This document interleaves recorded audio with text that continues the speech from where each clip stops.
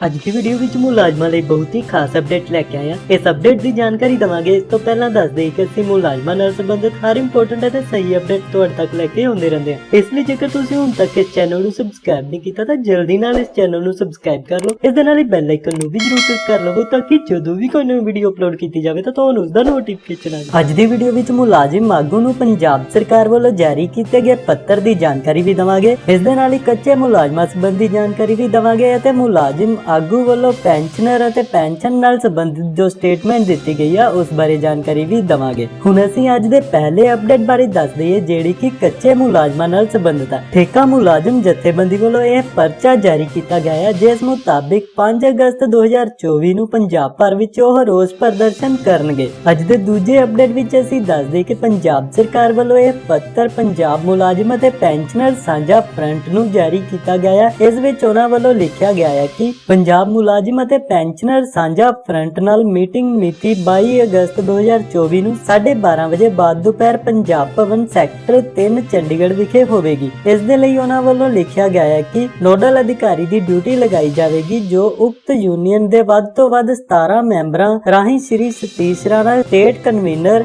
ਵਾਸੀ ਮੁਹੱਲਾ ਟਿੱਬਾ model town ਨੂੰ ਉਕਤ ਹੋਣ ਵਾਲੀ ਮੀਟਿੰਗ ਵਿੱਚ ਸ਼ਾਮਲ ਕਰਵਾਉਣ ਵਿੱਚ ਸਹਿਯੋਗ ਦੇਣਗੇ। ਹੁਣ ਅਸੀਂ ਸਟੇਟਮੈਂਟ ਵਿਖਾਉਂਦੇ ਹਾਂ ਜਿਸ ਵਿੱਚ ਮੁਲਾਜ਼ਮ ਆਗੂ ਵੱਲੋਂ ਪੁਰਾਣੀ ਪੈਨਸ਼ਨ ਬਹਾਲੀ ਪੈਨਸ਼ਨਰਜ਼ ਲਈ ਕੀ ਕਿਹਾ ਗਿਆ है खुद सुनो।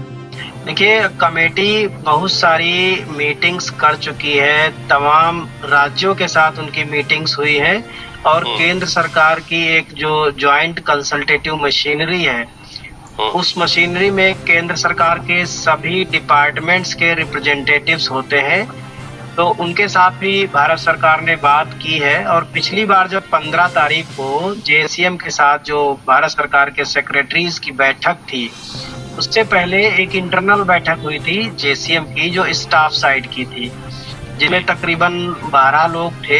कुछ लोग उस मीटिंग में नहीं पहुंच पाए थे।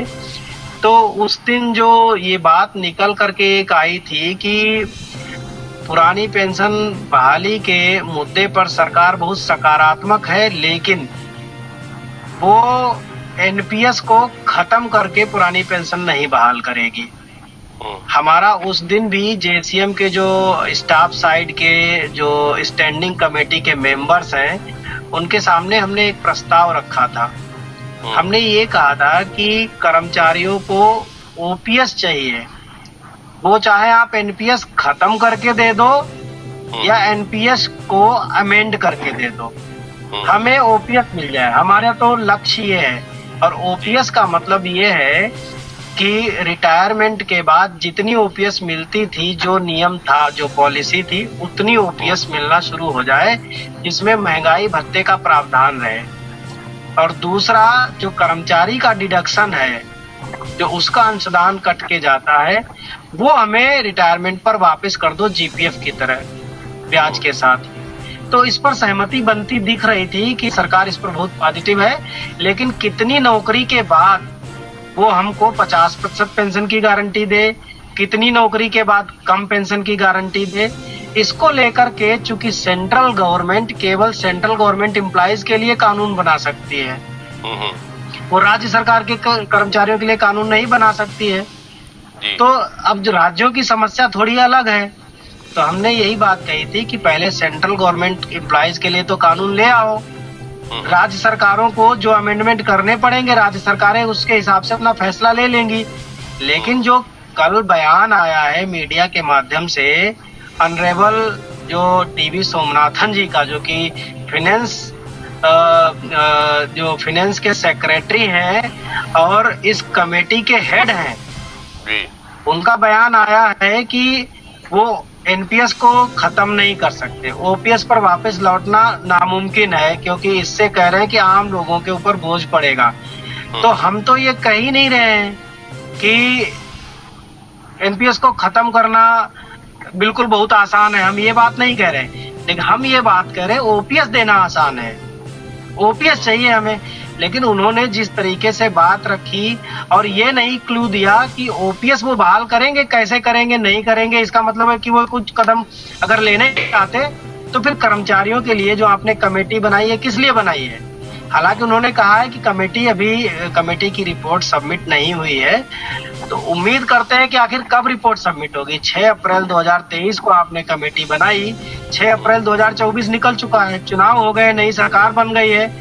4 जून को नई सरकार बन गई, चुनाव के रिजल्ट आ गए, उसके बाद 4 जुलाई निकल गई, 4 अगस्त आने वाली है।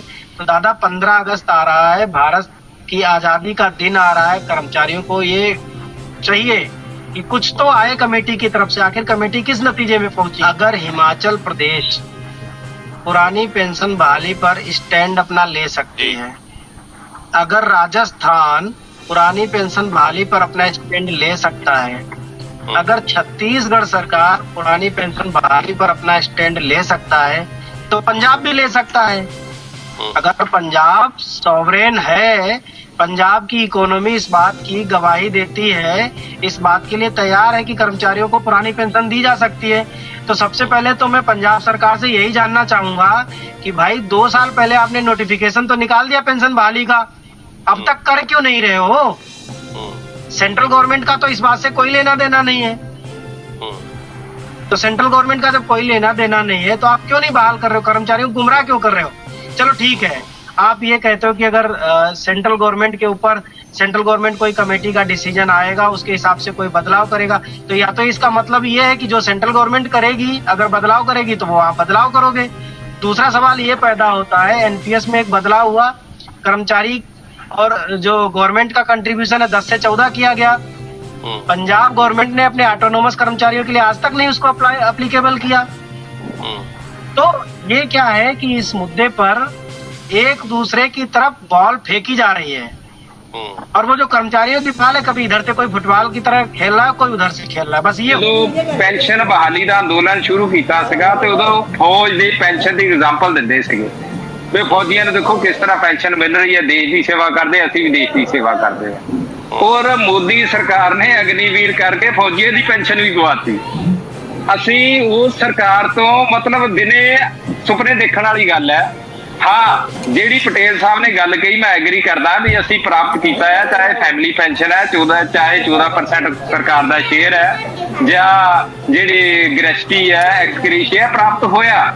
ਪਰ ਮੈਂ ਦੱਸਣਾ ਚਾਹੁੰਦਾ ਵੀ ਇਹ ਪ੍ਰਾਪਤ ਪਟੇਲ ਜੀ ਸਰਕਾਰ ਦੇ ਰਹਿਮੋ ਕਰਮ ਦਾ ਨਹੀਂ ਹੋਇਆ, ਇਹ ਤੁਹਾਡੇ ਸੰਘਰਸ਼ ਨਾਲ ਹੋਇਆ।